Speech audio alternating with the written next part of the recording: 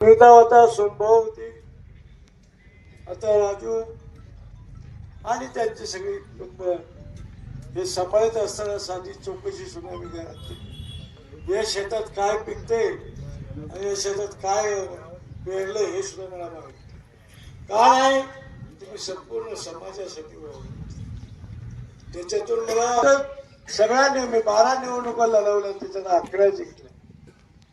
एक विधानसभा हरली नाही तर बाकीच्या सगळ्या जिंकल्या. आणि जिंकीत असताना त्या जिंकल्यानंतर सत्तेच्या माध्यमातून या भागाचं परिवर्तन करण्यासाठी आमचा हा मलठण कवठेकर 1 नंबरचा दुष्काळी भाग, पण त्या दुष्काळाचं परिवर्तन करण्यासाठी मी राजकारणात उतरता विडा उचलला.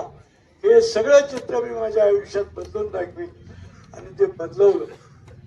पाणी आणलं, रस्ते आल्या, शाळा बांधल्या, कॉलेज बांधले, लाईट आणली, दवाखाने उभे केले, सगळ्या सुविधा केल्या आणि सामान्य माणसाला जो अडचणीत असेल तर न्याय देण्यासाठी अधिकारी असतील, जिथं असेल तिथं झगड.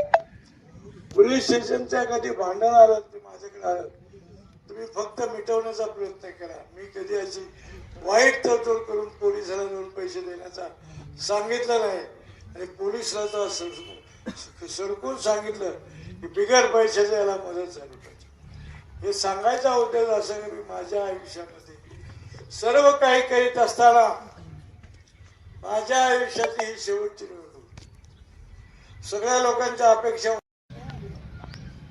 या वराती पुढे उड्या मांडायच्या, लग्नापुढे घुबडी फुगड्या खेळायच्या आणि 2 कापडाचा पिशू टाकायचा आहेर करायचा, एवढ्या पलीकडे आयुष्यात कधी काही केलं नाही. असे का फालतू माणसाला उमेदवारी दिली याची माझ्या मनात शोक मला उमेदवारी देण्याबद्दल वाद नाही. माझ्या तुल्यबळ माणूस असता, चांगला काम करणारा कार्यकर्ता आहे आणि मला डावलून दिला असं तर मी त्याचा पाया पडला असून त्याचं काम केलं असतं. पण समोरचा माणूस हे तुमच्या हिताचा नाही, तुमच्या समाजाचं हित समजणारा नाही, अत्यंत फालतू विचाराचा माणूस आहे. आणि त्या माणसाला जर संधी मिळाली, जे मी 50 वर्षात उभं केले त्याचं वाटलं होईल.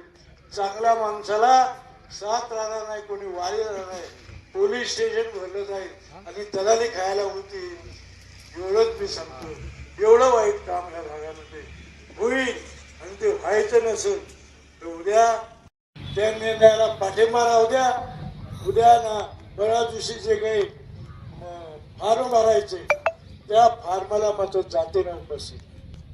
मला फोन आला नाही, मला कळवलं नाही. हजारोच्या संख्येने प्रचंड गर्दीत आपला फॉर्म दाखल करू आणि पुढच्या कामाला जे होईल निर्णय त्या निर्णयाप्रमाणे उमेदवारी घेऊन कामाला लागू. त्यामध्ये तुमची महत्वाची साथ राहील एवढीच अपेक्षा होती. जाता जाता विनंती करतो, एवढी शेवटची विनंती माझी पुरी करा. तुम्हाला हात जोडून विनंती करतो. आयुष्यभर मी लोकांच्या कामापेक्षा काहीही केलं नाही, पैसा मिळाला नाही.